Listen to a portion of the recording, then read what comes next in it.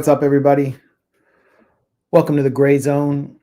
We are here live and unburdened by what has been.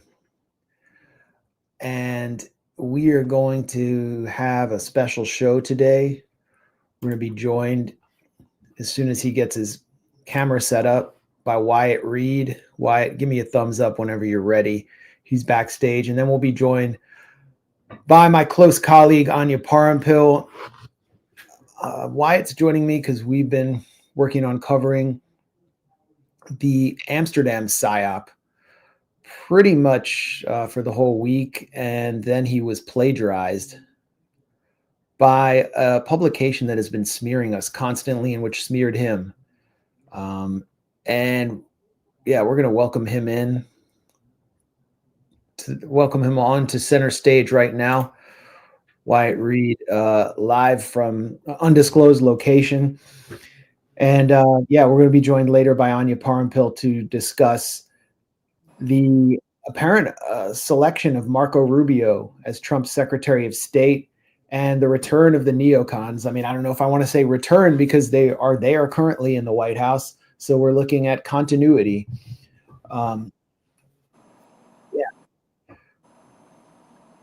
Yeah, thanks for having me on. Gonna be a solid show today for sure. Can we get more volume from you? Is there any way to? Let me see if I can adjust this, or I can just talk louder. Yeah, we'll just do that. I'll just speak up. So have you invoiced Haaretz yet for the article they stole from you? No, that's in the works though. May as well try to get my money's worth from it. They certainly are getting their money's worth from my work. So we can get into that here in a second for sure. Trying to get our graphics up properly, but they're not. It's not really happening. Yeah, well, we want to talk about. I don't know what happened here with our brand, but anyway, we'll get it fixed in a second. What is going on?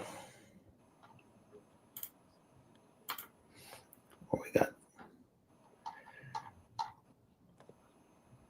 here? There we go. Got it. All right. Well, that's how you can support us. Welcome to the Gray Zone again. We apparently were burdened by what has been. That usually comes up automatically. So, yeah, Wyatt, we worked on this piece about Amsterdam because not only was this a massive psyop, but the psyop was so big, there were some missing pieces that were just so shocking that we needed to highlight them. So I think we should start from the beginning, though. Yeah. So it was November 7th. Thursday, Ajax. How do you pronounce it in Dutch? Ajax, I guess. Ajax, the local football club from Amsterdam, played Tel Aviv Maccabi. And when Tel Aviv Maccabi comes to town, chaos is likely to ensue, as it did in Athens, Greece, in March when Tel Aviv Maccabi hooligans, who are notorious for attacking leftists and Palestinians in their own country, beat an Egyptian man so badly on camera that he was hospitalized and rampaged through Athens. So they come into Amsterdam and everybody is preparing for violence, especially them. They're determined to instigate it. Things happen, which we're going to discuss in a second. And here's how the President of the United States responded. This is the propaganda. I mean, this obviously wasn't written by Biden. He can barely form a sentence without slurring. When he sees a baby, he starts biting the baby. The anti-Semitic attacks on Israeli soccer fans in Amsterdam are despicable and echo dark moments in history when Jews were persecuted. We've been in touch with Israeli and Dutch officials and appreciate Dutch authorities' commitment to holding the perpetrators accountable. We must relentlessly fight anti-Semitism wherever it emerges. That is clearly written by his AIPAC handler. Then we have north of the border, The man who denounced Canadian truckers protesting mandates as having unacceptable views. He shut down the Canadian Charter of Values that his father wrote and imposed emergency law to shut them down. But hooligans that rampaged through Amsterdam, well, they were just innocent pogrom victims, according to Justin Trudeau, PM of Canada. The news out of Amsterdam last night is horrifying. This is a dark moment for our world, and one we have seen before. We've seen it before. I guess he's referring to the Holocaust or Kristallnacht. Yeah. My heart goes out to the victims and the entire Jewish community today. Canada condemns this disgusting anti-Semitism. Yeah. You remember Kristallnacht, famously instigated by a bunch of Jews who like ransacked a bunch of building sites, stole steel pipes, and then started beating up cops. That was how Kristallnacht started, I remember. Yeah. There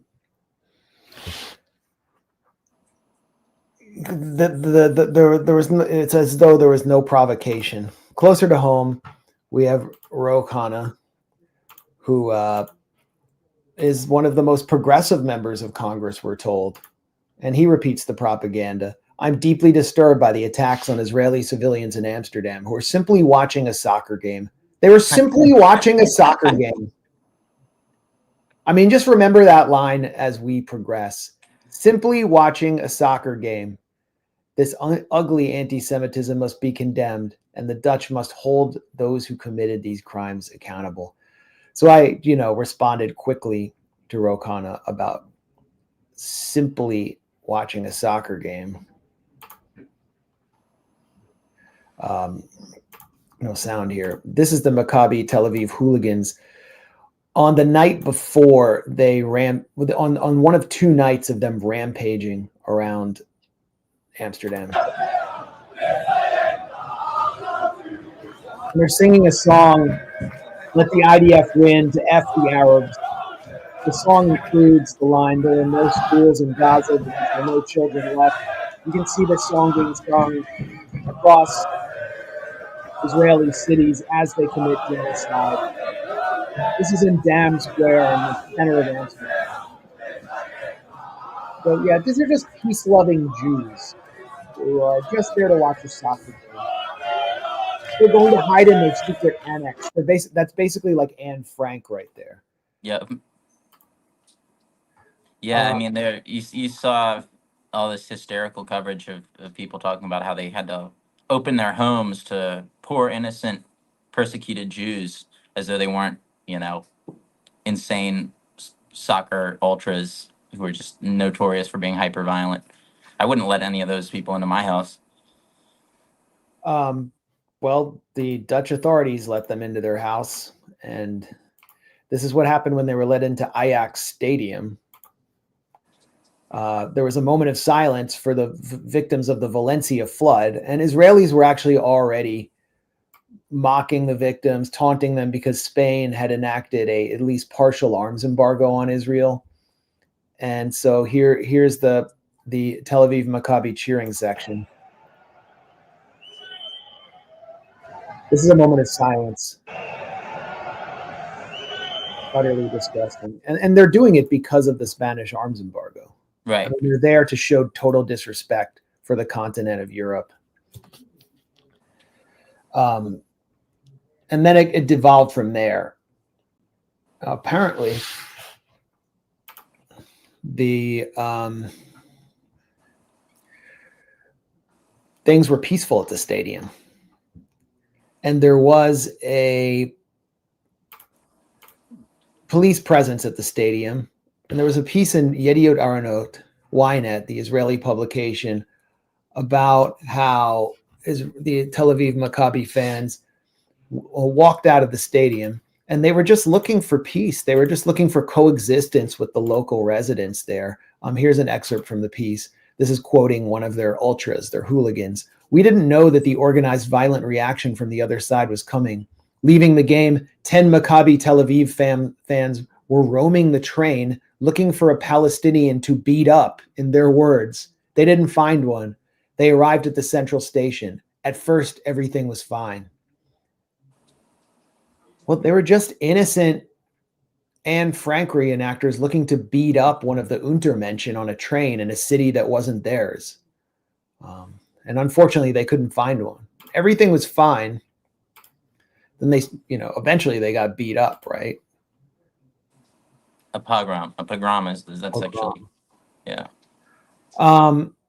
I guess, going back a little bit in our timeline, this is the day that they arrived before the game. Here's what they were doing all around central Amsterdam. Because, if you go to Amsterdam, there are homes that have like anarchist squatters have taken over some homes there. It's like a part of the local culture. And they put up Palestinian flags and other flags. And these thugs were so horrified to see this that they just decided that it was their city and they could commit vandalism. And in many cases, they were permitted to. And so here's them ripping down one of the flags. They proceeded to burn them as the local police chief confirmed. This is somebody's home. Just imagine if that happened in your city. And, they were escorted to carry out this rampage by none other than the Mossad. Yeah. So what's going on here? I mean, what was the Mossad doing, Wyatt? Well, I would assume the Mossad was doing what they tend to do, which is to, quote unquote, protect the interests of Israel and Israelis abroad, which presumably means that they were there to act as kind of bodyguards and protect the Maccabee fans as they marauded through the city and, on this kind of night of mayhem and tried to find Palestinians to beat up, or at the very least, anybody of some kind of Arab-looking complexion, right? I mean, I don't know what else the Mossad would have been attempting to do during all this. They certainly weren't attempting to stop any of the violence. Yeah, I mean, they could have also been there to instrumentalize it or orchestrate it. Right. And I mean, as we reported, we highlighted a video by a 16-year-old YouTuber who's very popular in the Netherlands, in Amsterdam, named Bender. And he was really the only member of the media on the ground for the night of violence by Maccabi Ultra thugs. And one of the things he showed that I think was really important to show was the military style operation of these thugs, how they moved in a pack of about 100. They didn't run because running leads to them dispersing, and they had clear leadership. And they were there with Israeli intelligence agents, and many of them, as we've confirmed, were members of the Israeli military, reservists who had participated in the genocide in Gaza. So we should go through some of his footage really quickly, because I mean, and tell us, hold on, I have these ads, but we worked on a piece on how Bender actually documented them attacking cops. Right. And he documented the arrest of a kid. He said they were using children that appeared to be no older than 12 to kind of as the sort of vanguard of this group of thugs, because obviously they understood that the police would let go a kid, that a young child is not going to get arrested or thrown in jail overnight. So they apparently were deploying children as their human shields while they went around on this rampage throughout Amsterdam. And, that's I don't know how else to interpret it. That's who was, apparently detained, according to Bender, for having assaulted undercover police officers. So, I have no reason to doubt anything that he published. He kind of emerged as the lone journalistic voice of reason, the lone journalist who was willing to actually show what happened and then refused to back down after initially publishing it, has not retracted anything that he put out, any factually correct journalism that he produced. He's basically the only one, with the possible exception of this Dutch photojournalist whose work was stolen by a bunch of mainstream media outlets and used to portray a totally 180-degree backwards scenario in which the Israelis were the victims. Those are the only two journalists that I'm aware of. I guess now we have the Left Laser guys that actually went and interviewed some of the victims of the Israeli violence.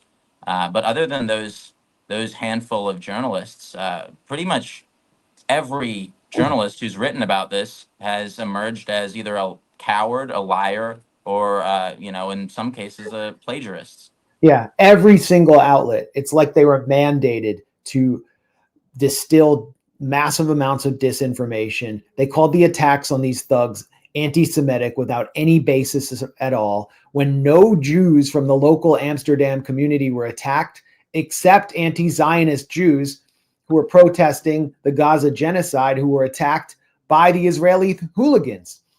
I mean, Washington Post, democracy dies and Zionist lies over there. I mean, it was just, the whole framing was completely fake. It was anti-Semitic attack on Jews in the streets of Amsterdam. The New York Times, same thing. I mean, what you expect from the New York Post and Barry Weiss's Free Press, making this out to be a second Kristallnacht, of course, but all of mainstream media was like this, and only a 16-year-old Dutch YouTuber did the job the rest of the media refused to do. He was there on the scene filming as these hooligans, many of whom had participated in the Gaza genocide, were rampaging through the streets of Amsterdam after their game, looking for violence, looking to harm people, looking to attack Palestinians and Muslims. And let's turn to some of Bender's report. So, there are subtitles. I'll try to read them. Je merkt al eigenlijk dat de sfeer wat minder gezellig is. Er worden vuurwerkbommetjes afgestoken. En ze zijn nu aan het rennen en aan het schreeuwen. Ik weet niet wat er... Nee. Ik weet niet wat er precies gebeurt. I don't know what's happening right now. Het is wel een flinke stoet. A large crowd. Those are the hooligans over there from Tel Aviv, Maccabi. There they are. Oh, ze zijn palen uit de grond pulling aan metal het poles from the ground. They look really... That's exactly what Anne Frank would do. Ze hebben palen uit de grond gejat. Ik denk om zichzelf te leren van mensen die ze lastigvallen. Oh, ze doen nu allemaal maskers op. Now they're putting on masks.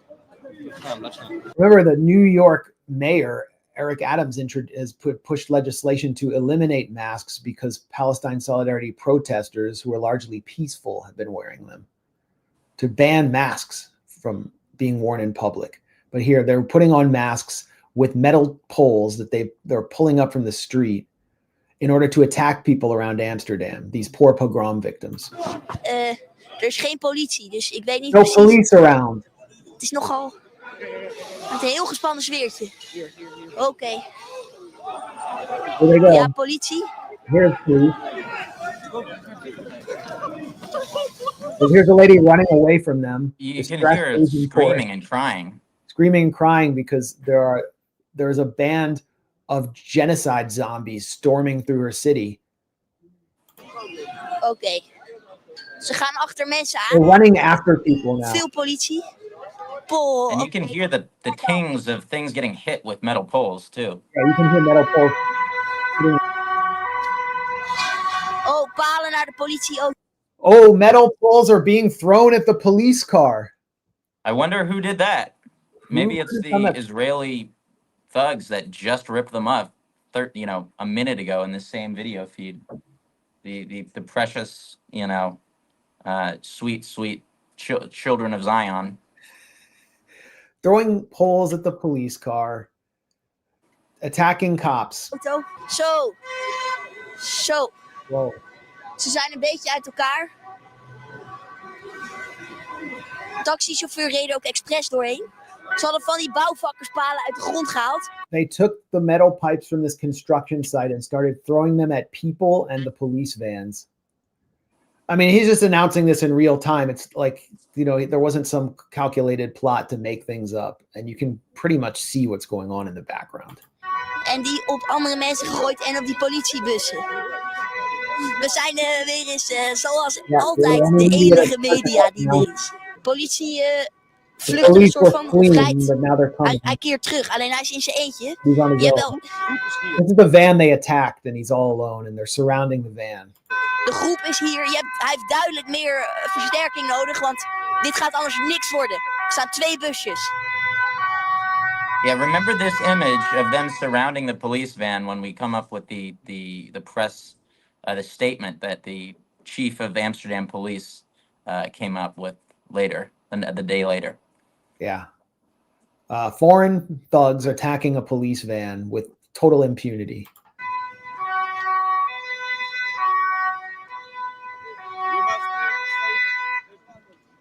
Het politie-signaal is uit. Het leek op een vechtpartij, maar we weten niet precies met wie. Ik denk met mensen die tegen ze zijn. Het lijkt erop alsof ze misschien in dit hotel verblijven. Alleen ze trekken de stad in. En ze lijken niet bang. Ze schreeuwen veel. They don't look afraid. Ik versta het niet. That's Dus als je kan vertalen in de commands. The victims decide to leave their hotel and angrily march, unafraid, towards the city center. That's usually how they start and go. Yeah. In the comments. Sir, what's happening? I don't know. All right. Well, moving ahead, I think this is a point where if you're great. That was a point where the thugs start attacking undercover cops, which we'll watch in a second. Here we go.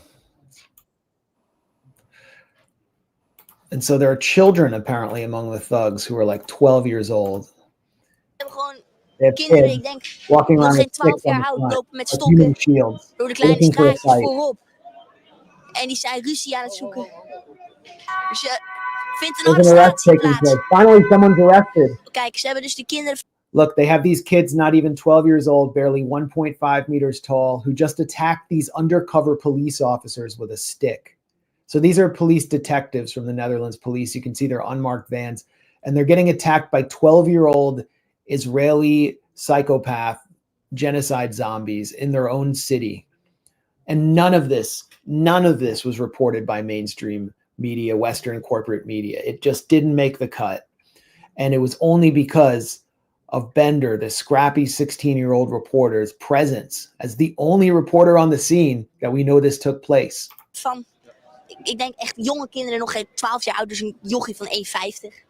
En die heeft net gewoon een politieagent. That sounds like sounds that pogrom victims would make, a giant fireworks explosion. Undercover gewoon aangevallen met een stok. Maar ja, je kan ook moeilijk een kind van 12 het busje in. Hard to arrest a kid like that, but it looks like it's going to happen. He must have done something really bad. Maar het lijkt op wat er nu wel gaat gebeuren. Oké, de ME komt er nu uit met schild en stok. Ik denk dat het nu aanvallen wordt. Alleen wat ze niet beseffen is, Tel Aviv heeft ook schild en Tel stok. Aviv also has shield and stick. I mean, it's just so obvious.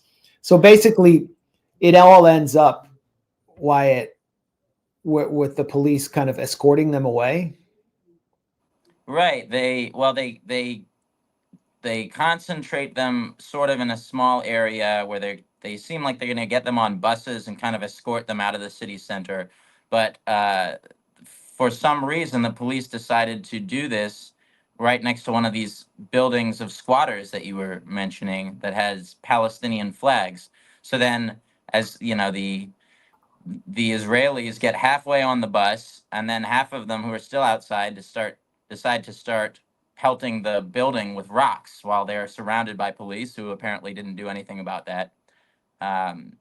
So, you know, that first effort to evacuate, to rescue the poor Israelis didn't go according to plan because, as usual, the Israelis decided to unleash their psychopathic tendencies on whoever was around them. Here it is. Alleen daar zijn ze volgens mij ook niet helemaal mee eens. They don't agree with going on Ze the werken bus. They're absoluut not niet mee complying met with het the bus busidee. idea. De Half of helft them are zit erin, de getting in, helft half are rent trying weg. to get out. En er worden stenen And they started neergegooid. throwing rocks Oh, at dat is op private dat Dutch huis. homes Dat again. is op dat huis met al die vlaggen. De politie heeft They're throwing it at the house with Palestinian flags. iets The police did niet something zeer that wasn't tactisch gedaan. tactful. Hier zit een groot, Here's a volgens mij building full of kraakpand squatters met with Palestinian flags on it. allemaal Palestijnse And the Israeli thugs are throwing flags at a private Dutch home. vlaggen. Er worden stenen op de ruiten gegooid. Ze hebben gisteravond de Last vlaggen night op they vanaf pulled on getrokken en those flags and verbrand. burned them. En nu Now we're komen we back at the precies same hier spot uit. again. They Ze don't want to willen get de in the bus bus, niet and the in. other half is De throwing andere rocks. helft is stenen. So, like, they're surrounded by cops.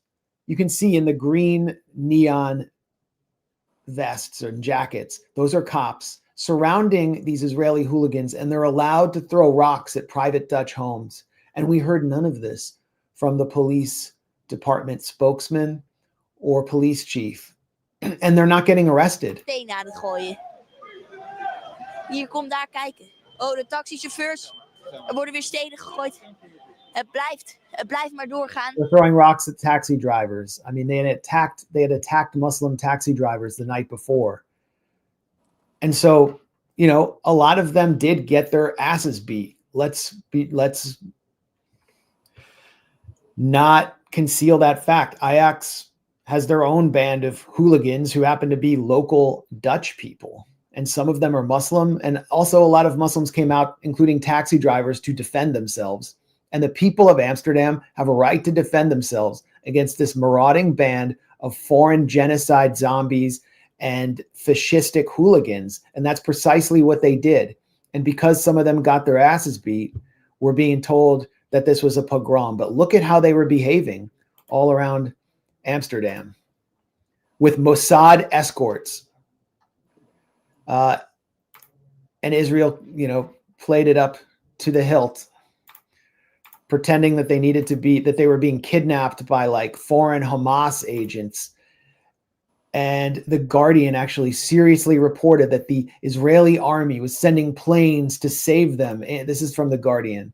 Israeli Transport Minister Miri Regev's office said in a statement she had spoken to her Dutch counterpart about the aerial rescue operation of Israeli citizens from Amsterdam. And she asked the Dutch transport minister to give the planes permission to use the airport to rescue the Israelis. I mean, how is this taken seriously?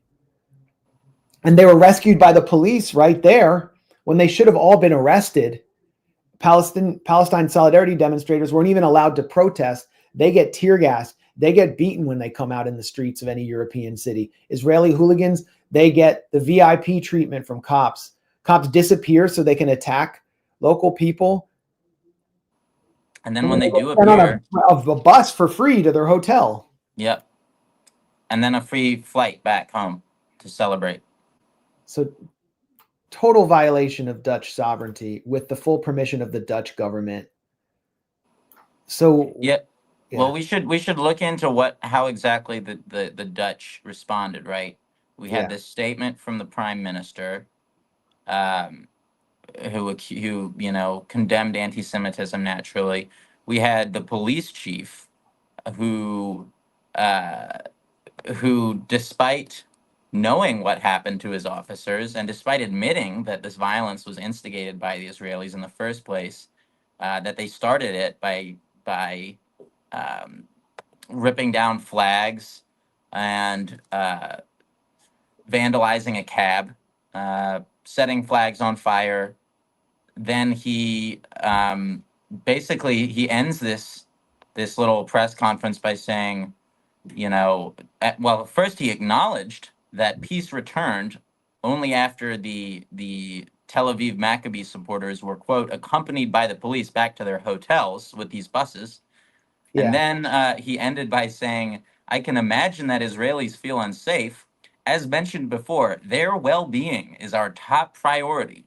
Obviously not the well-being of the police who they were attacking, not your own well-being, not protecting yourselves or your residents, the people who actually live in your city, from these thugs and fascists. No, your top priority is making sure that they get home safe and sound after rampaging through the city, after you know, beating up taxi drivers and burning down taxis. They need to just be shepherded home back to their hotels so they can get a good night's sleep for their rescue flight in the morning, you know? Yeah. That's Police Chief Peter Halle, Dutch police chief. And we reached out to the Amsterdam police, or the Dutch police, in their Amsterdam office. We reached the spokesperson who referred us to Chief Halle's statement because she herself was not able to address the confirmed reports, the documented video, the video documentation of cops being attacked. She refused to address it when we questioned her on it. But also, we know Dutch citizens were attacked rampantly by these Tel Aviv hooligans the day before the match with Ajax. And here is Left Laser interviewing some of those local citizens. How did the Maccabi hooligans behave towards local Amsterdammers? Different from moment to moment.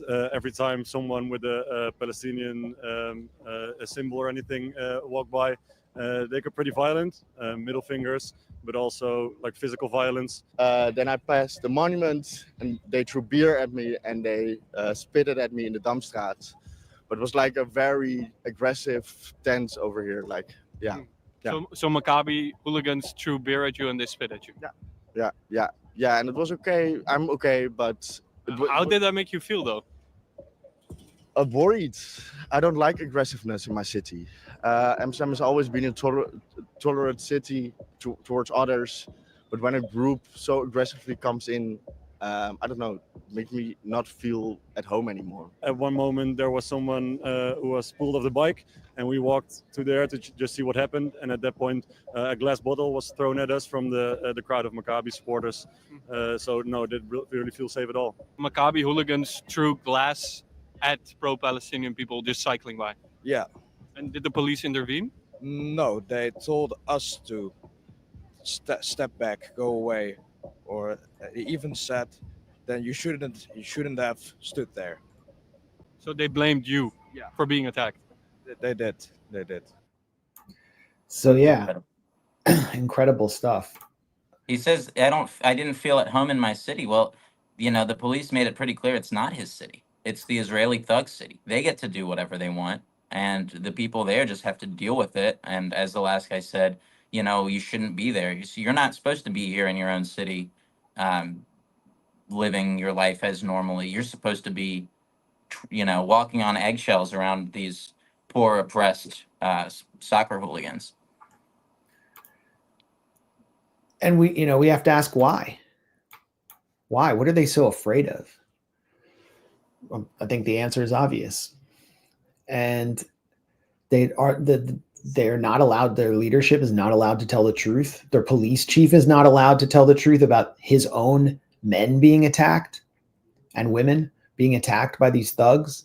The Dutch king has to condemn this as a pogrom, not by the Israelis. And Netherlands has to keep the weapons flowing to genocidal Israel. And I mean, we'll get to this in a second. This was one of the biggest examples of disinformation being spread that I've seen since beheaded babies on October 7th, the Hamas mass rape hoax, and all of the other lies spread since October 7th. And it was done for the same precise reason, which is to convince Western leadership that Israel, as an ethnocracy, an exclusivist Jewish state, as an apartheid project, is necessary to protect Jews, to give them a sanctuary, because they're endangered everywhere else. And they will be in danger unless Israel is given the right to act in any way it deems necessary to crush Hamas and to destroy anti-Semitism, when in reality, Israel and the Zionist ideology depend on anti-Semitism as the fuel for their military occupation and apartheid machine in order to justify their state as a sanctuary for Jews, when in fact, it is the most dangerous place in the world to live as a Jew, and it destabilizes not just everything around it, but any place that its population goes to in order to advance that project, whether as quote unquote diplomats through the Israeli embassy or as soccer hooligans. So this was a ploy. It was a propaganda ploy, and I question the extent to which it was, I don't want to say staged, but orchestrated in order to provoke if not anti-Semitism, then a violent response from people who are being attacked. And now we have Israelis, all over the world. They're diplomats, they're Hasbara trolls, they're government propagandists declaring that the West has made this grave mistake by allowing Muslims into their countries, and that Israel will be their teacher and will teach them how to fight the terror from within, when the terror is clearly emanating straight from Tel Aviv. And this is how the Tel Aviv Maccabi hooligans returned triumphantly to their city after carrying out this violent mission, which quickly transformed into a successful anti-Semitism hoax psy-op. They're chanting, IDF will F the Arabs, death to Arabs. Why are there no schools in Gaza? There are no children left there. This is their fight song.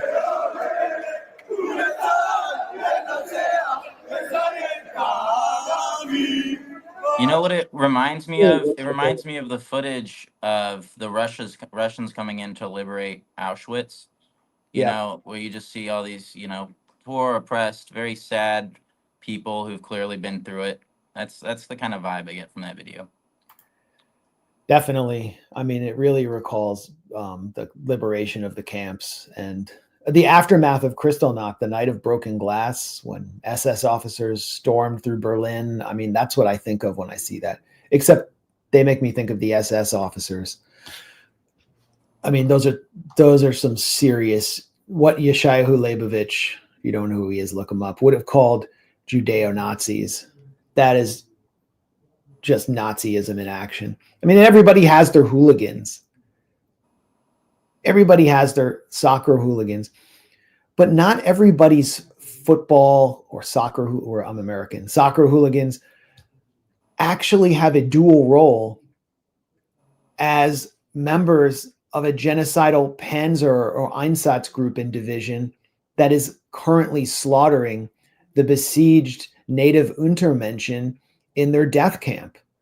That's what makes this unique. And not all soccer hooligans can roam around the world causing violence and then claim that they are history's greatest victims simply because of their ethno-religious heritage. That's what makes this totally unique. Yeah, well, yeah, you're right. They do function as basically a paramilitary force that's not subject to any laws of war and just gets to go rampage through cities and do whatever they want, and then they get apologies from the country's residents, or their leadership at least, for anybody who fought back. Let's go to your now somewhat famous tweet on this deleted Sky News report. All of Western media was mandated to carry the disinformation and the Israeli propaganda about this being a hoax, about this being a pogrom. But Sky News, which is normally very pro-Israel, pro-NATO, pro-war, issued one of the only factual reports. And Wyatt, you wrote a long piece about this, showing a side-by-side. Here's the original piece. Violence in Amsterdam left at least 5 people injured and dozens have been arrested.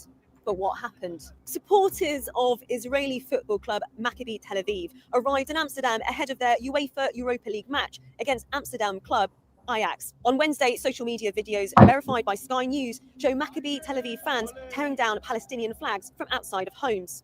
Other social media videos appeared to show residents chasing Maccabi Tel Aviv fans. On Thursday, just before the game, crowds of Maccabi fans were filmed singing racist and anti-Arab songs. While a pro-Palestinian demonstration had been banned by the mayor over fears there would be clashes. Later that evening during the match, Israeli supporters appeared to disrupt the minute silence for Valencia flood victims with chants, whistles and fireworks. Maccabi fans were seen attacking locals as a police car can be seen driving by. People with Palestinian flags were seen marching on the streets. Maccabi supporters say they were beaten and attacked on the streets of the Dutch capital, with videos showing some of the violence. Safely Palestine we go. Good. Sky News could not independently verify all of the footage shown. Police arrested 62 people. 5 were taken to hospital, but have since been discharged. Israeli far-right ultras are notorious for their racism and physical violence. Dutch, Israeli and British leaders denounced the attacks as anti-Semitic and even referred to it as a pogrom. But their statements failed to mention the assaults by the Israeli hooligans against Dutch citizens. Well, that looks pretty correct to me. So Wyatt, what happened next? Well, I mean, we can watch the other video maybe and just get a sense of how it shifted. Violence in Amsterdam left at least 5 people injured and dozens have been. Violence in Amsterdam left at least 5 people injured and dozens. I don't want to watch the whole thing, but didn't they tack something on to the end? Well, they jammed in an entire minute of Israeli propaganda, and I, you know. Well, it's buffering, but. So they removed a hand. I mean, I'll go ahead and explain. You know, as I explained in the post, they changed it.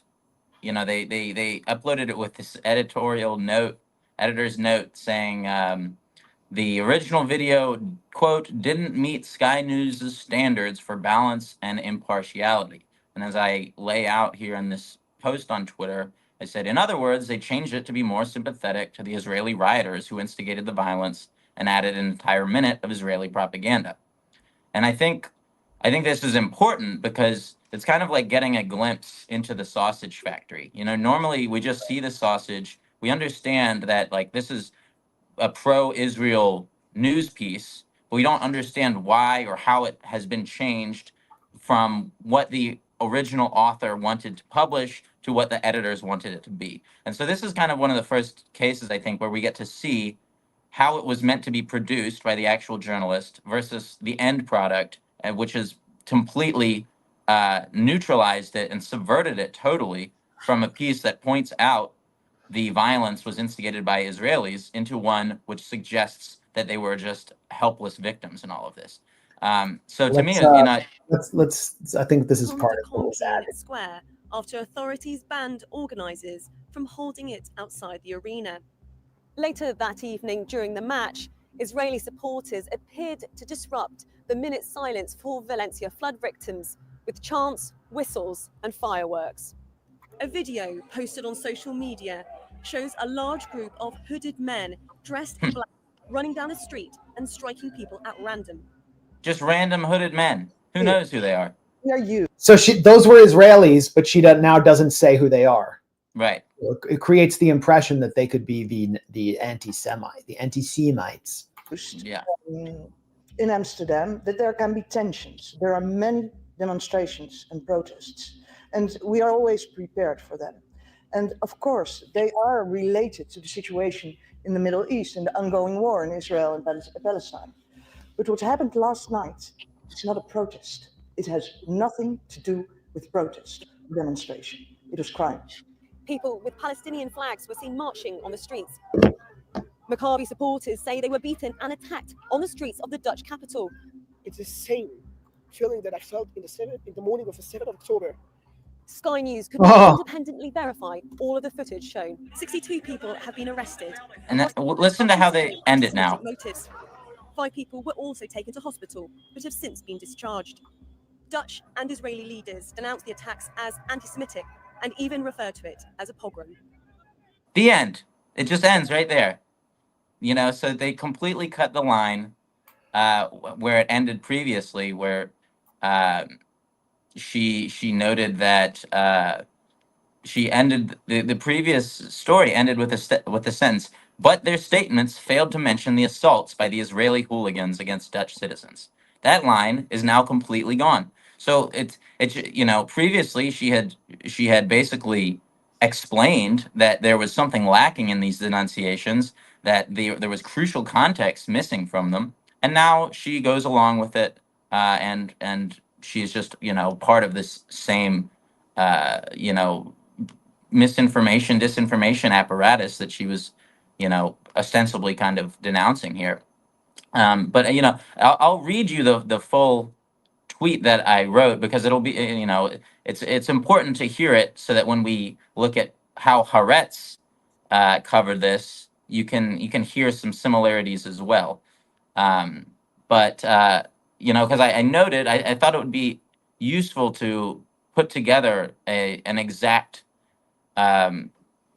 comparison and show exactly what the differences between the two videos were. So I just went through line by line. I said, this change offers unique insight into how the mainstream media takes cues from the Israeli lobby to brainwash their viewers and deprive them of crucial context. And so here's how they did so. Previously, the video stated, on Wednesday, social media videos verified by Sky News showed Maccabi Tel Aviv fans tearing down Palestinian flags from outside of homes. In the new version, they changed Maccabi Tel Aviv fans into 3 men. And these were men who are seen speaking Hebrew and wearing Maccabi Tel Aviv colors, but now they are just 3 men. And I wrote that was an effort to mislead viewers into thinking the vandals were unaffiliated with the Israeli hooligans. And then I said a section which stated that other social media videos appeared to show residents chasing Maccabi Tel Aviv fans was replaced with a section that no longer mentions the fact that those chasing them were Amsterdam residents. And so they erased the fact that it's Amsterdam residents versus foreign thugs. Now it's just some guys. It says just the footage. They switched to the passive voice. Footage shows a man being chased through the street with a caption that reads, "Watch and enjoy. 6 Zionists chased away. Free Palestine." So they're very clearly loading the viewer's imagination with this kind of nefarious anti-Zionist threat that's just out looking for Jews to terrorize. Then I said the factually correct statement that Maccabi fans were seen attacking locals as a police car can be seen driving by was removed. Sky News editors, apparently seeking to obscure the identity of the Israeli culprits, eliminated this factually correct sentence, and in its place now state, a video posted on social media shows a large group of hooded men dressed in black running down the street and striking people at random. We no longer know who they are. The identity has been completely removed. This obviously is meant to suggest to the viewer that it's actually the Moroccan cab drivers or the pro-Palestine activists that were the ones doing this. Obviously a lie. And then they removed entirely a sentence that was also factually correct, that stated Israeli far-right ultras are notorious for their racism and physical violence. That's true. Why did they erase it? You tell me. Because they're Israelis. I mean, we could go on and on just fact-checking media. But the fact checkers, the fact-checking industry, and the so-called counter-disinformation experts are nowhere to be found here. They have totally fled the scene. I want to keep it moving to you. Yeah, well, let me finish this up, and we'll move into the Haaretz thing. The last paragraph that I think is important to hear is I said, in addition, a full 58 seconds of pro-Israel advocacy has been injected into the piece. This includes a statement by the Dutch Prime Minister falsely claiming that the mayhem was, quote, simply anti-Semitic violence, and testimony by one of the Israeli hooligans themselves who compares the violence to October 7th without mentioning that it was initiated by his compatriots. So that was what I published. I posted. It got a few thousand, likes and retweets. Circulated a little bit. Now it's circulating because Haaretz finally decided to reveal a little bit of truth of their own, and they did so by blatantly plagiarizing this exact post that I just read off. And the woman who did so, Rachel Fink, I recognize the name because she was also the one who wrote a hit piece about me personally just 6 months ago. So Haaretz says Rachel Fink has blatantly plagiarized the Grayzone's Wyatt Reed after smearing him as a de facto Iranian agent, libeling him about 6 months ago. I want to bring in Anya in like 3 minutes. So just explain to us what happened here, Wyatt. Well, you can pull up this tweet that I published yesterday. it'll kind of explain it. But I put a side-by-side comparison here. At the bottom of that post, you can see the version that I wrote, and the next photo shows the version that Haaretz wrote. Everything in red is words that were taken word for word from my post. And that's a lot of red. That's a lot of red. You're in the red zone. And to be fair, many of them are just quotations, but they're all in the exact same order. They used plenty of language outside of the actual quotations themselves, which they barely edited, if at all. You know, the in the updated version, that's a sentence. You know, that is a clause that I had in my very first sentence that they stole. And then, you know, towards the end, really the last paragraph, if you kind of go before and after, that's the one that really gave away the game to me. If you click back to my tweet, I'll just we'll just compare the last paragraph that I wrote to the last paragraph in the Haaretz version here. So I'll read out. In addition, a full 58 seconds of pro-Israel advocacy has been injected into the piece. This includes a statement by the Dutch Prime Minister falsely claiming that the mayhem was simply anti-Semitic violence, and testimony by one of the Israeli hooligans themselves who compares the violence to October 7th. So let's go to the next one. Let's see what Haaretz wrote. The newer version is also 58 seconds longer and now includes a statement by the Dutch Prime Minister, Dick Schoof, denouncing the mayhem as simply anti-Semitic violence, as well as an account, they switched out and testimony for, as well as an account by one of the Israeli fans, they switched out hooligans for fans, who compares the violence to Hamas's October 7th attack in Israel.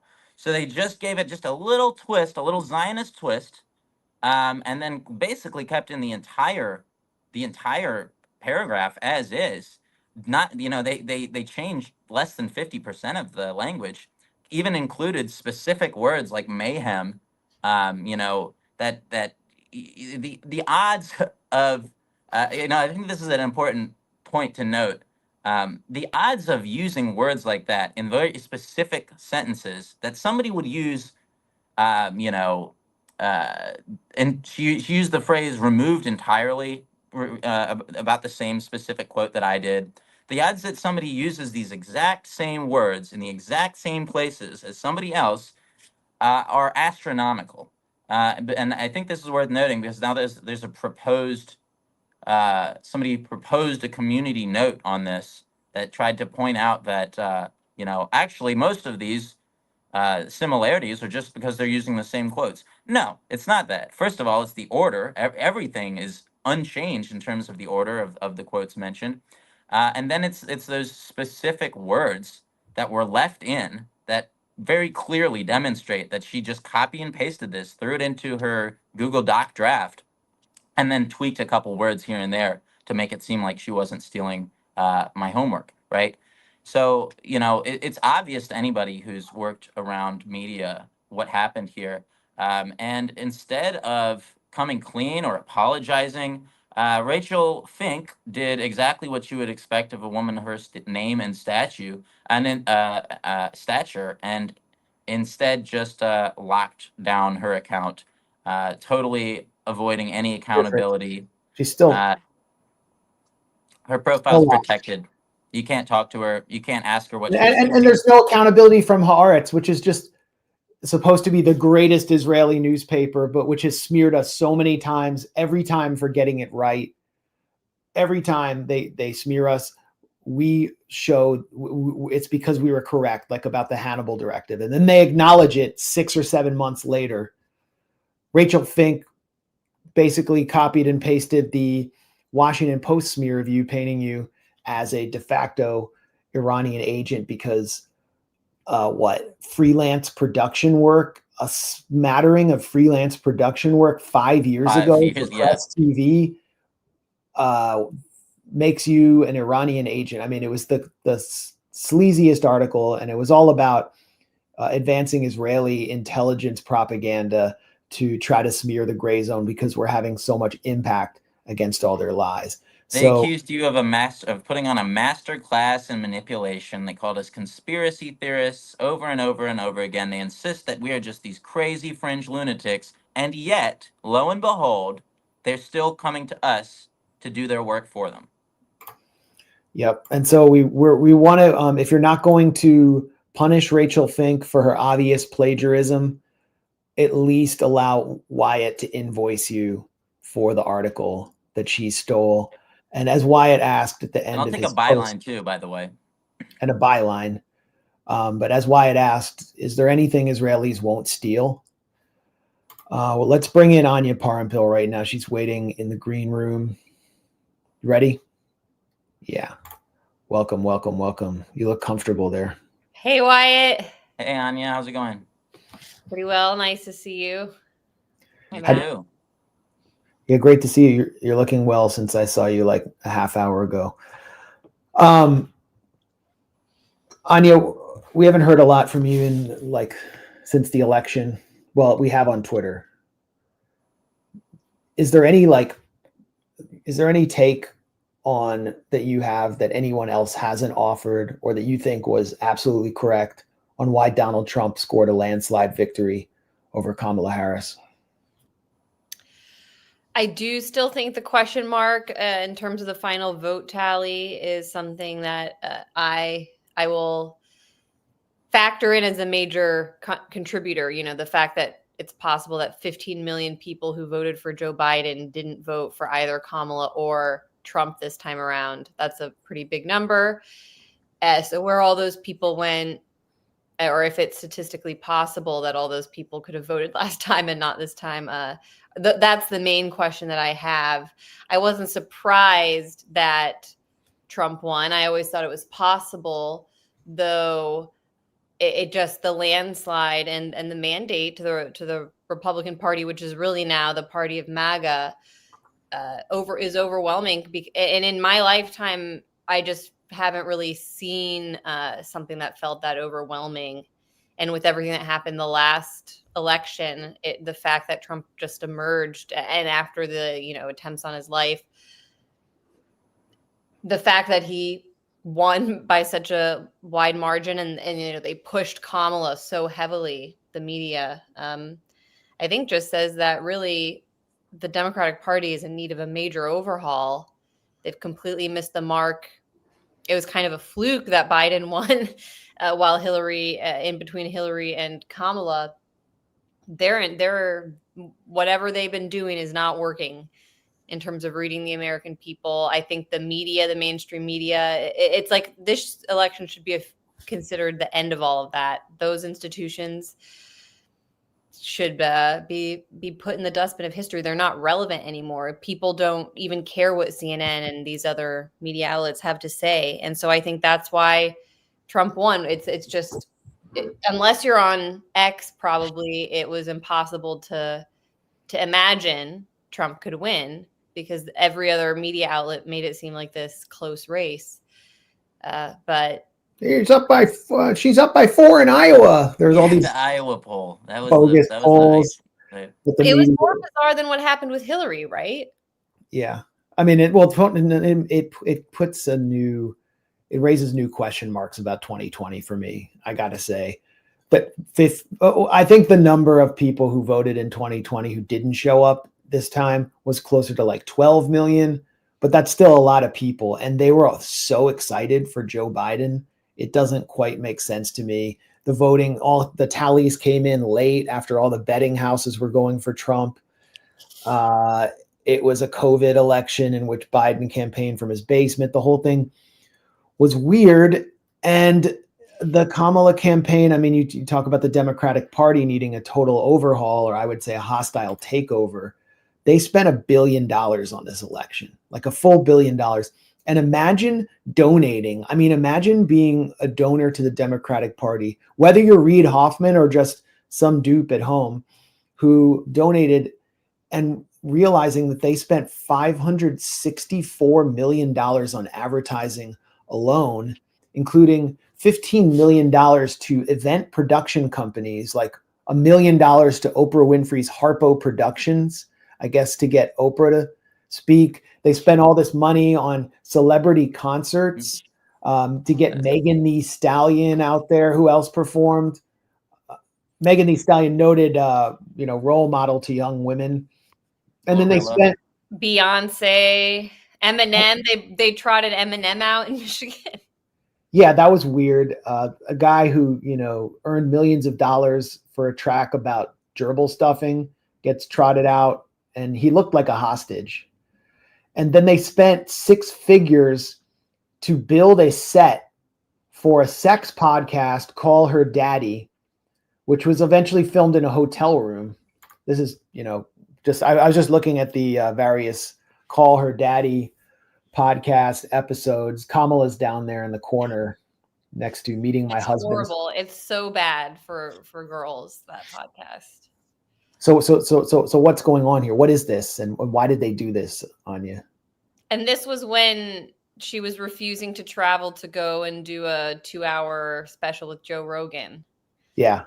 Which probably could have helped. Well, I don't think she would have been able to pull it off. But in theory, if you're a candidate, that I think is the most important interview you can do.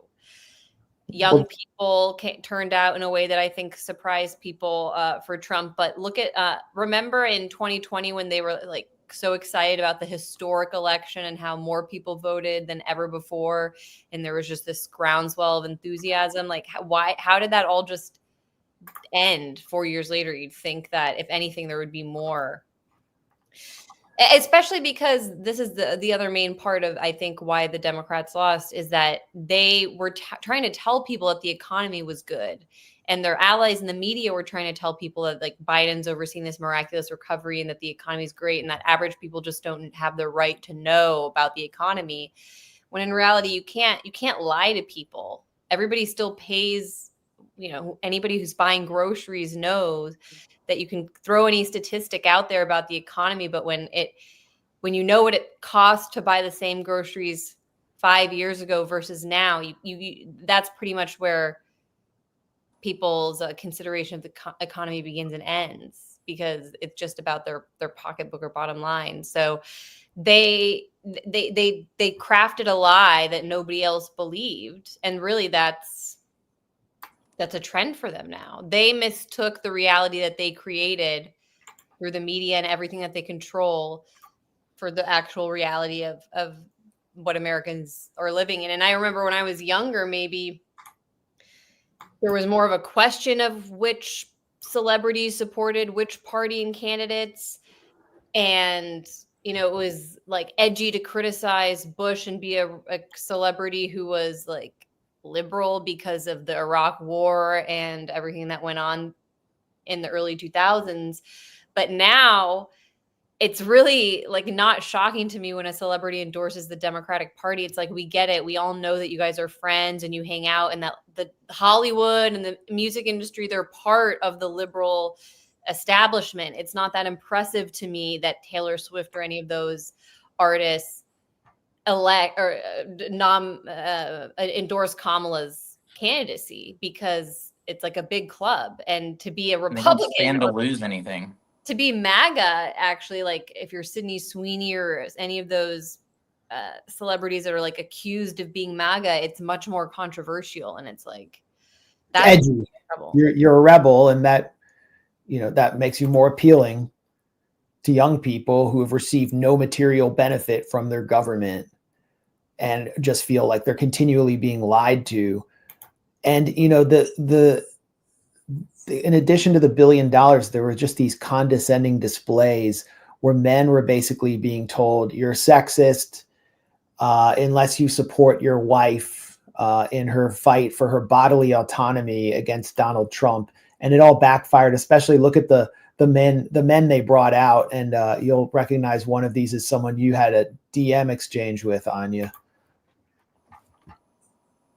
Being a girl dad, I love how much smarter she is than all the guys in the room already. I can tell that she's going to be a powerhouse. She is already at 2.5. My daughter's 22 and a half, is a feminist, incredibly strong, and has really just inspired me in so many ways. I love her. It's like, wow, I have a daughter.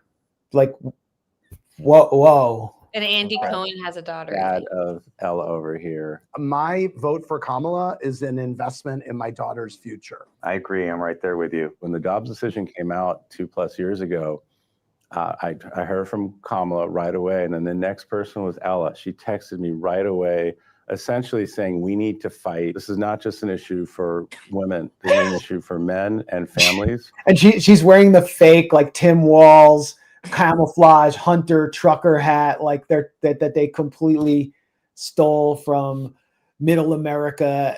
I mean, it's just ridiculous. Why And is this Ben one of the Stiller many, many so stiff and like he was just giving it 0%? Yeah. reasons why None we of these got to people elect seem like Kamala terribly president. pleased to be there. It looks like a hostage video, except and Ella Emhoff is the ultimate hostage here. She was actually put on lockdown when she spoke up in November 2023 for Palestinians.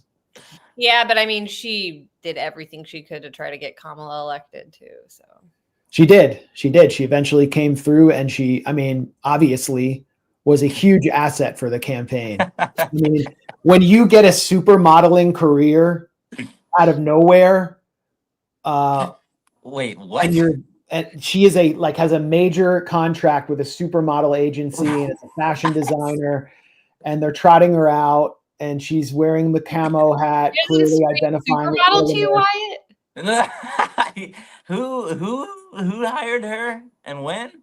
This is real? Yeah, she's one of those supermodels that also like doesn't shave her pits or anything.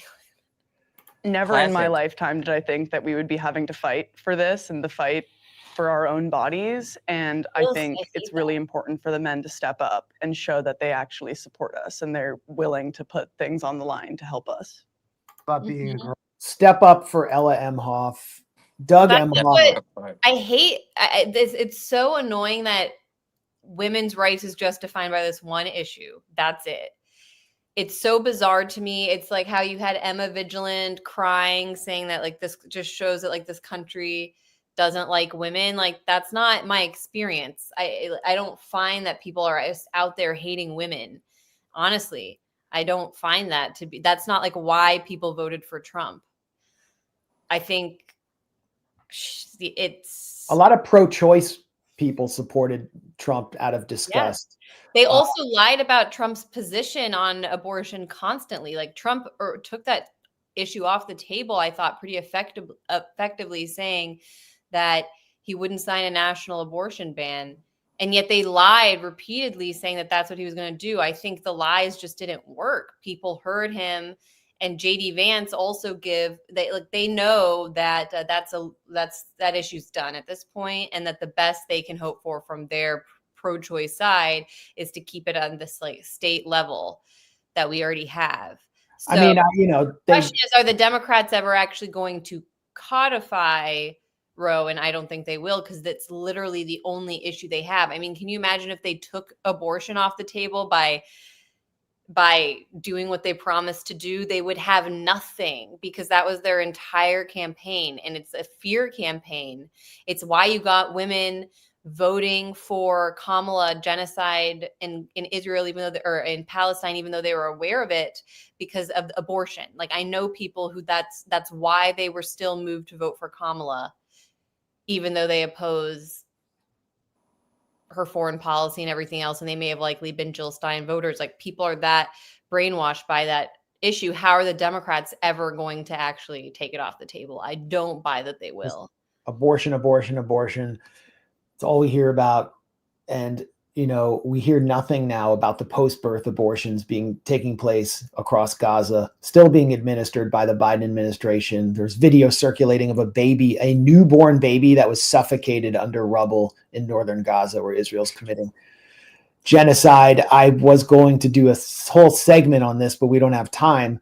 But the Blinken, Lloyd Austin deadline for Israel to allow humanitarian aid trucks into northern Gaza is up today.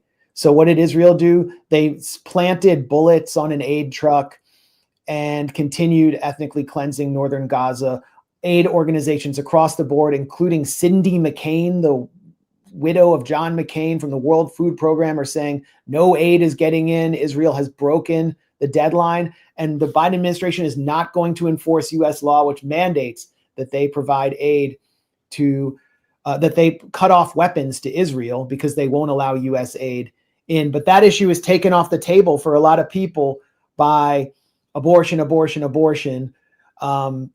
And clearly Kamala was just catering to that crowd, but she lost pretty much everyone else. And now they're just going to blame everyone for being racist and sexist when there's so many reasons. I mean, and she clearly lost Michigan because of this issue. But Andy Cohen also made some racist comments about Palestinians in your direct messages, Anya. He was just in that video. Yeah, Andy Cohen, the godfather of Bravo TV and some of the most addictive television programming in U.S. history with the Real Housewives franchise. I criticized him because he tweeted out maybe on the anniversary of October 7th, something about getting the remaining hostages home in Israel, the women that we need, and how we need to care about women. And I tweeted at him something about saying that he doesn't care about women. His shows that he produced are like some of the most toxic for women. It was all just based around like getting them drunk and having the producers create drama around women and not promoting very good role models for girls. But he responded to me actually privately on DM and said that there are many female, like badass women who helped produce The Real Housewives, and more women worked on it than men. So he'd be happy to introduce me to those people. And I responded and said, sure, I'll talk to them if you promise to do like a Real Housewives of Gaza edition and interview the women whose families and husbands have been killed by Israel because he cares about women so much. And he replied to me again, this time saying that if he did that, Hamas would kill all the women or something ridiculous like that. So yeah, Hamas they just kill women. Who's killing the women in Gaza? It's just a sick. And the children and the men and everybody and the cats. And this is a Kamala Harris proxy making those comments. Yeah. Of course. And I wouldn't watch. I wouldn't watch the Real Housewives franchise if it weren't for you. But it really is true. It's pretty horrible for women. And he's posing as a feminist along with Doug Emhoff, who has a great history as a defender of women. Yeah, he's a great defender. Doug Emhoff, who is also like Kamala's AIPAC handler. I mean, he was being put forward as like the ideal husband who's just so fired up about his wife. I think there are so many factors in her defeat. But the idea that she ran this perfect campaign when you can just look at any aspect of it and see why it turned normal people. I mean, I don't want to use the term normal because that's a subjective term, but it turned Americans of so many different backgrounds off. I think just some people looked at Emma Emhoff at the convention and was like, no, that's not about to be, that family is not about to represent the United States. And it is true when you see, I'm sorry, but when you see like the people do the side by sides of like the Trump family and like her family, and it's like, yeah, I kind of I see why people would want the classic just family there, because it is about it's like you're representing our country. You're the first family, and Doug is very bizarre. He was not only put forward as the perfect husband, but he would do interviews on CNN and elsewhere about her foreign policy, which is very bizarre. You didn't hear Jill Biden, even though she was actually leading policy for Biden eventually, and seated at G7 meetings and whatnot. You would never see her during a campaign giving a one-on-one interview discussing foreign policy or Israel, and you did see that with Doug Emhoff. Yeah, so Handler is correct. And he was constantly, every time he was asked questions in like podcast interviews, like, where were you when she got the call? He'd always be talking about, I just was in my Soul Cycle class. It was like he was always in Soul Cycle, and you're trying to peel off just a small scintilla of working class male votes from Kamala, but you're always in Soul Cycle. It's like the joke that Tucker would always make about Adam Kinzinger, like drinking a bottle of wine after Soul Cycle and crying. Like that is Doug Emhoff, but that was what they were trying to make him into.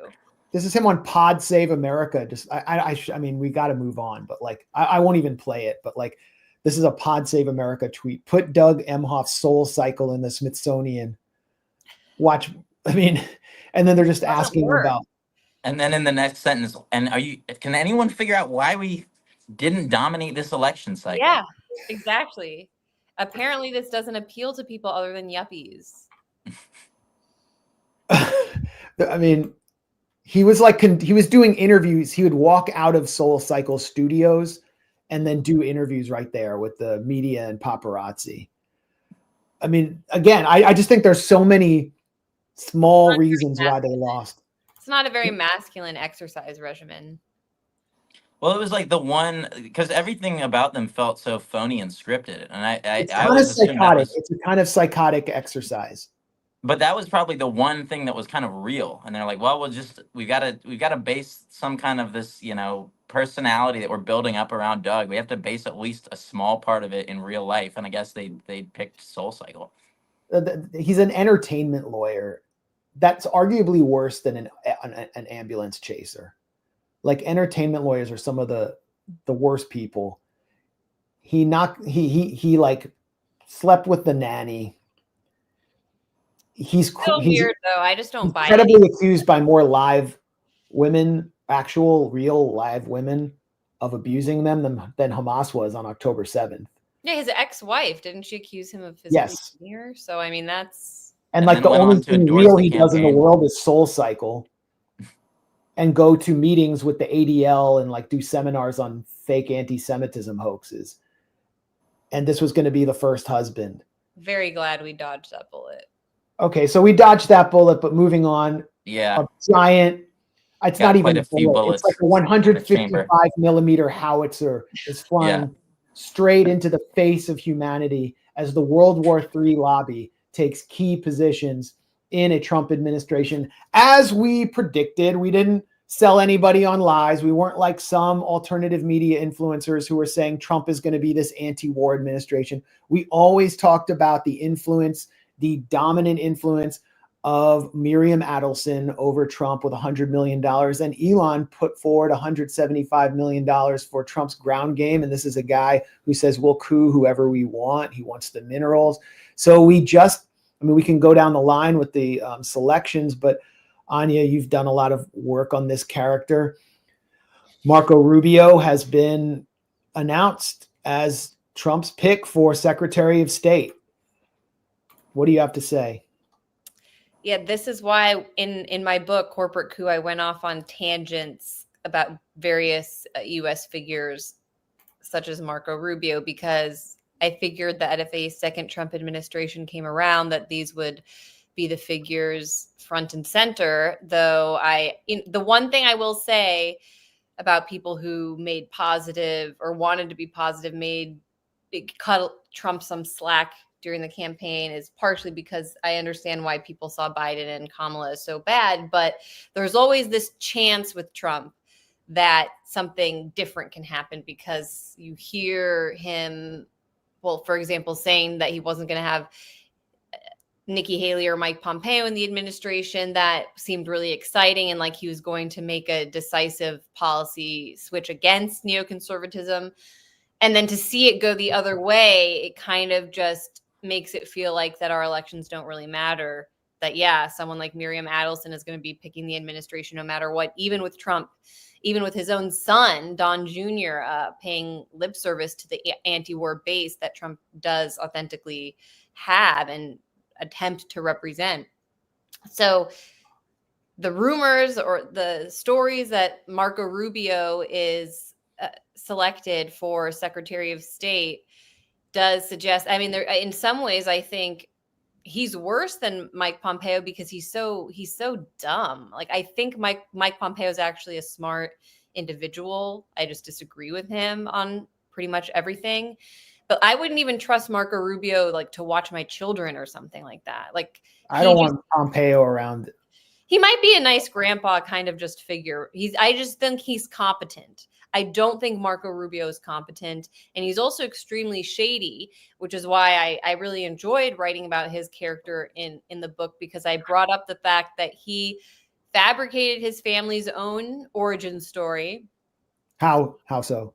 Claiming that he gave this cliched tale, like every South Florida politician, that his family had fled the evil Castro socialist regime, when in fact the Washington Post eventually dug up immigration papers that showed his relatives came to Florida 3 years before the revolution, meaning they fled the US-backed Batista regime.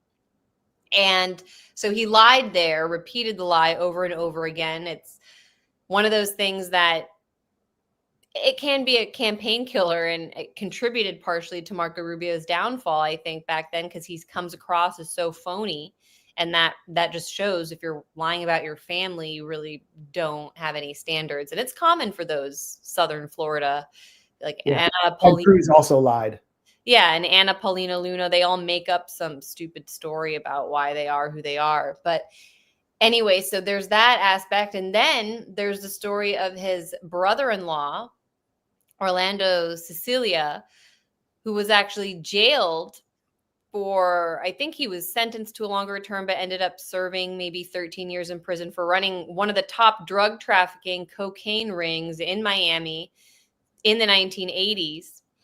This was someone that Rubio, by the time he was running for president, he'd come out of prison and had been featured on stage with Rubio at campaign events. This drug running brother-in-law of his, and he wrote in his memoir that he claimed that he was so shocked when authorities indicted Orlando, and then when he was imprisoned and arrested, that he had no idea that his brother was up to drug running. Then it turned out, according to local media in Miami, who found that Marco Rubio actually lived in the home at the center of the drug running ring when he was a teenager. He lived in the home where his brother-in-law was from which his brother-in-law was running drugs. With kilos of cocaine in a spare bedroom, according to the Miami New Times. So Marco Rubio, for him to have been living there and not known what was going on, means that he's pretty dense. Like that's the most charitable way to interpret it. You're a teenager and they're like, don't go into that bedroom. We're not going to tell you what's in there. Or why there are people coming in here at all hours of the day, like collecting little plastic goodie bags. They just really want to admire the interior of the forbidden room. And it wasn't my jaw is just moving in a weird way all the time, but I can't really tell you why, Marco. It's like I got a jaw problem. And, it also makes me talk really, really, really fast. I'm just really annoying and just an energetic guy, you know. One day you'll understand. Can you go and get those massive white filled baggies in the back and hand it to the guy out front? He really needs some salt. Yeah. The neighbors want to borrow a kilo of salt. Can you? Baking soda. I got. Anyway.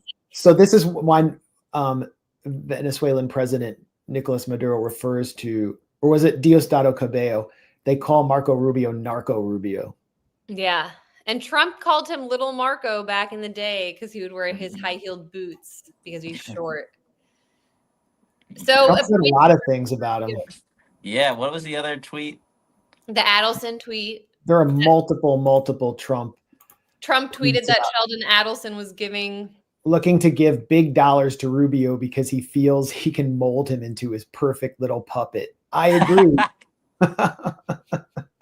See, that's the Trump we miss. Well, that's the Trump before Donald Trump was president, and he was bought by Sheldon Adelson, and now Sheldon Adelson is big balling and shot calling from the Likud section of hell on the Trump campaign. I mean, must be a pretty big section. It's a luxurious section. It's got its own private jet. Yeah. Lightweight Marco Rubio. You called him a choker. Is that true that someone just said Mike Huckabee is going to be ambassador to Israel? I'm sure that's true. Mike Huckabee has been to Israel more than I have.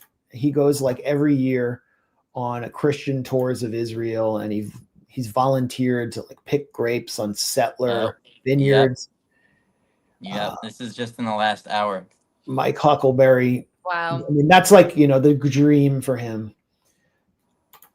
This is Marco Rubio in the halls of Congress with Medea, our friend Medea Benjamin. Senator Rubio, will you call for No, I will not. On the contrary. Rubio. Are you filming it? Wait, So I want you guys to get this. I want them to destroy every element of Hamas they can get their hands on. These people are vicious animals who did horrifying crimes. And I hope you guys post that. And what about the civilians that are being killed every day? Hamas should stop hiding behind civilians, putting civilians in the way. Hamas knew that this was going to lead to this. So Hamas has stopped building their military installations underneath hospitals. So you don't care that 15,000 have died? You don't care about the babies that are being killed every day? Horrifying. I think it's terrible, and I think Hamas is 100% to blame. Yeah. So America first. There's something about his face that's so annoying. we can't say it. His callous hair. He's definitely a favorite of the Adelsons. He was supported by Paul Singer, another neocon billionaire, the guy who was very predatory to Argentina and made tons of money off their debt. He was a neocon pet project. He's also, I mean, it's an unusual pick for Trump, you would think, because Marco Rubio was a co-author of the TPS, temporary protective status legislation, that brought the Venezuelan migrant crisis to the U.S. It is a crisis. It's a crisis for the Venezuelan migrants. It's a crisis for a lot of communities. It's not working out well. And it was done because Marco Rubio wanted to destroy Venezuela, was trying to topple their government, destabilize Venezuela, and strangle their economy, creating the migrant crisis. And then, you know, you have this lobby that, Anya, you've written about a lot, that wanted to bring them in and create like their own parallel version of the Miami Cuban lobby to destroy Venezuela. This is disgusting. Marco Rubio working with criminal Bob Menendez, and Trump is rewarding this guy who's responsible for the crisis that Trump campaigned against and demagogued all the way to the White House. Yep, Marco Rubio is responsible for all the stories we hear about Venezuelan gangs having come over the border. Thank Marco Rubio for that, little narco. He should be nowhere near any serious administration. And he's part of also, he's not only representing the Israel lobby, which he is, which is a lobby that is undermining our sovereign country, but another foreign lobby. He's part of this Cuban expat community that instead of coming here to the United States and saying they have a stake in the US and that we should just have beneficial relations with countries in the Americas, they come here and they use their influence to subvert our real interests in the region and use our government. They try to weaponize our government to achieve their interests at home, their former home countries, whether that's Cuba, whether that's Venezuela. They use our government, they weaponize it against their homeland because they are a part of a group of people that would like to return to power in their homelands. So they're not acting in the interests of the United States. They're subverters, and Marco Rubio has the worst of the worst, like Maria Elvira Salazar in Miami, cheering on his appointment. So it's scary. It's very disappointing if it's true. Part of me hopes that this is a campaign to leak these pics and have their appointments sabotaged. So I think we should all do everything we can to sabotage these appointments. But if they come through, then it just really reveals that elections don't matter, even with Trump. And it feels like there's an even more mainline neoconservative bend to this administration than the last. When in the beginning he did have, Michael Flynn and other characters that he attempted to bring in order to change things. And these are hawks with Russia. They're not even like as a major China hawk. But they're not even like part of the wing of MAGA that is open and smart with Russia and gets other things wrong. Like they're part of the worst of the worst. So whether it's Waltz, his national security advisor, or Rubio, it's clear that Miriam Adelson and Howard Lutnick are calling the shots, and Howard Lutnick is managing the campaign transition team. He was a mega Clinton donor in 2016 who hosted a fundraiser for Clinton in his New York townhouse that also happened to border Jeffrey Epstein's New York townhouse. So Howard Lutnick is a very MAGA-friendly figure now, I guess. That's pretty sad. That might be just rich guys living near each other. Like I have a friend who lives near Andy Cohen who hates Might be, but they share a wall. But that's Howard Lutnick to Donald Trump's right, or to our right, I don't know, to the right of Donald Trump, paying homage to Menachem Schneerson, the cult leader of the Chabad Lubavitch cult. And as you said, he was a former Hillary Clinton mega donor. And he's now, along with Jared Kushner, playing a major role or in charge of Donald Trump's transition team. Yeah, and that rabbi they're paying tribute to is one that said Netanyahu, he had a premonition that Netanyahu would be the last prime minister of Israel before the Jewish Messiah returns.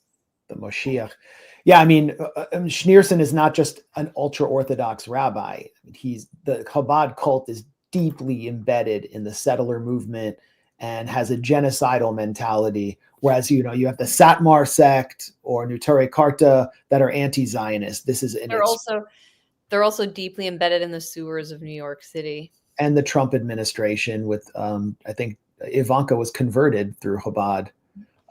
Jared Kushner was kind of a follower. So, yeah, I wanted to, also Elon Musk is obviously going to be happy with Marco Rubio. Another one who paid tribute to Schneerson, along with Javier Milei, who is part of the Chabad cult. Elon Musk said Venezuela has a great wealth of natural resources, and was, this is in the course of him pushing Maria Corina Machado as the regime change leader to take over and basically hand him over those minerals. And so I made the point, it's not just Miriam Adelson is happy with Rubio. Elon wants regime change in Venezuela, along with that whole Trumpist clique that probably got promised kickbacks from Maria Corina Machado if she won. And he contributed $175 million to Trump's victory. So we have some other picks too we should get through before you have to go, or we have to go. I probably have to go. A lot of people might have missed this, but Kristi Noem was selected as being named as the DHS secretary. And in March, she introduced a bill ensuring the security of God's chosen people bill as South Dakota governor. And this is to crack down on speech that is critical of Israel's occupation and its genocide of Gaza. And she literally called it the security of God's chosen people. Yep. They're so chosen that she has to subvert the U.S. Constitution to protect them. Then we've got the always charismatic and incredibly alluring Elise Stefanik as UN ambassador, who won the Adelson Freedom Award or Justice Award. Here she is with noted kosher butt plug salesman Shmuley Botia. Greatest friends we've ever had. And having served as rabbi at Oxford University for 11 years, I know what it's like to see the anti-Semitism of the university. You man, odd looking. Presidents Penn, MIT. Is she that much larger than him? Yeah. Is he on his knees right now? He looks so bad. Look at that screenshot. And he actually just said, you manhandled the presidents of University of Pennsylvania and MIT.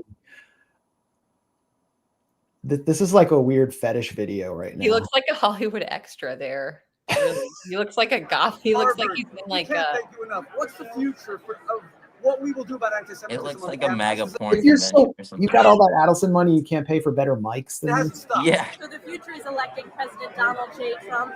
We need strong moral leadership in the White House, and then we need strong moral leadership in our higher education institutions. So yeah, she basically got all these props for interrogating the presidents of UPenn, Harvard, and MIT, and it eventually led to Claudine Gay, the dean of Harvard University, being tossed out. The Manhattan Institute's Chris Rufo showed that she had committed plagiarism on some level, and they got rid of her. And it was a complete op. And Elise Stefanik led it, and she's now pushing for harsh legislation to crack down on any pro-Palestine activity on campus. And this is her big reward, and her whole career has been paid for by the Adelson family, which is basically a cutout for apartheid Israel. And we got Mike Huckabee. You mentioned Mike Waltz, Anya. Any final comment before you have to go? And then I'll Just wrap that up. he's a mega neocon, loves it, like, again, represents the worst of what the Republican Party can be. And I worry now that we're going to get this World War III under Trump that I was sure we would get under Harris. So, yeah, I mean, Mike Waltz is a former Cheney staffer. Elise Stefanik is a former George W. Bush staffer. Marco Rubio comes out of the mold of the Bush neocons from Bush's second term. And Trump sold his administration as America first, and we're getting...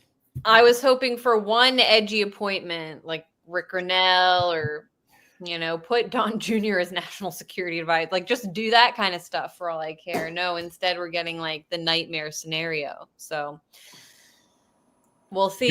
There are rumors that Lindsey Graham is leading the list of candidates for defense secretary.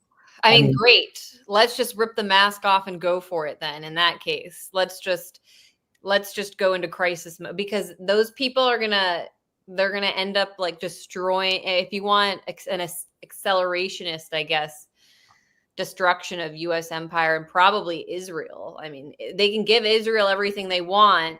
Good. Israel will end up destroying itself. Like, it won't last that long. Go for it, guys. Go for it. Get the smackdown.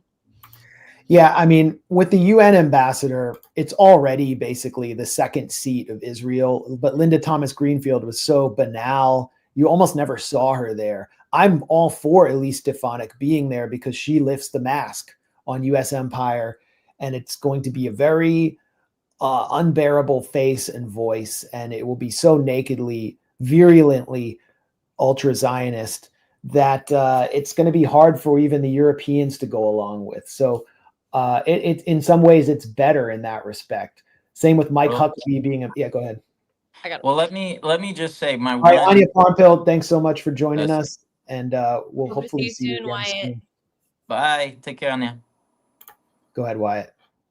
I was just going to say that I was before a little bit more sympathetic to this idea that if Trump gets in, then all of a sudden, like, liberals will kind of remember what it was like, when 2020 or whatever, and they'll be willing to fill up the streets for the same sort of things that Biden does, right? That they might all of a sudden, just because it's Trump doing it, they might be willing to protest a little bit more.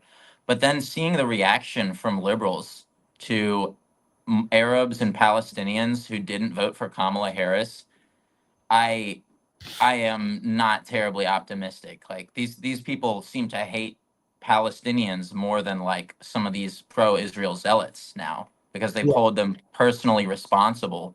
So there's just thousands and thousands of posts all over social media, all over TikTok, where it's just people bragging about how they're going back to Starbucks and they can't wait for Trump to turn Gaza into a parking lot, and that's what you get for not voting for Kamala Harris.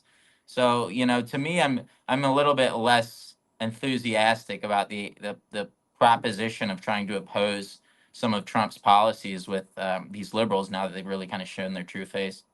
Well, when the liberals come out, and they're going to all come out for some big protest, once the Democratic leadership and corporate media decide to flip the switch and send them into the streets for something to resist, I'm going to go out and ask them why they didn't show up at any of the protests against the Gaza genocide. And I want to hear what they have to say. I don't think they're going to have much to say for themselves. But the Democrats would have for sure opposed Israel carrying out genocide in Gaza. I don't know if they would have opposed it in any meaningful way, but they would have done some cosplay. Yeah, some AOC style stunt, standing in front of a fence and crying. Yeah, exactly. They would have done that if Trump had been president, and he's basically joined at the hip with Netanyahu. Netanyahu's celebrating. So we will see that if this continues. Trump has said he wants the war to be wrapped up by January. And we'll see if we can even hold him to his words, because Miriam Adelson has him by the short and curlies. Jared Kushner's in there. Jared Kushner, who was literally in bed with Netanyahu, as the New York Times reported, when Netanyahu would stay at his family's home, the home of Charles Kushner, Jared would have to get out of his bed and Netanyahu would sleep in there.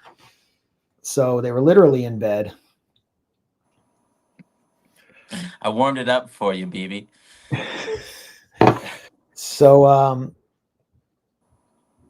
I think we'll try to be back on Friday with Aaron Mate, and because there's just so much going on right now, a lot of moving parts. That's what they always say when they cancel me at the last second for like Piers Morgan or one of those shows, because will go on with me. A lot of moving parts, Max. It's a quick developing situations over here. Yeah. But we'll be back. I mean, we'll have more horrible news by Friday about Donald Trump's cabinet level appointments. But it looks like continuity. Yeah. And continuity is not what we want in Washington. Yeah.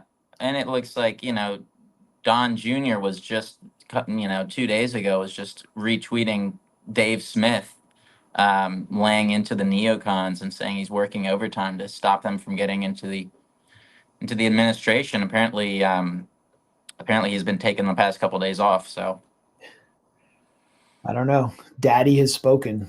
Yeah. Senior has spoken. All right, everybody. I have a hard stop now. Wyatt, thanks for joining us. Thanks for your frontline contribution that got stolen by Haaretz. And we'll be back again soon.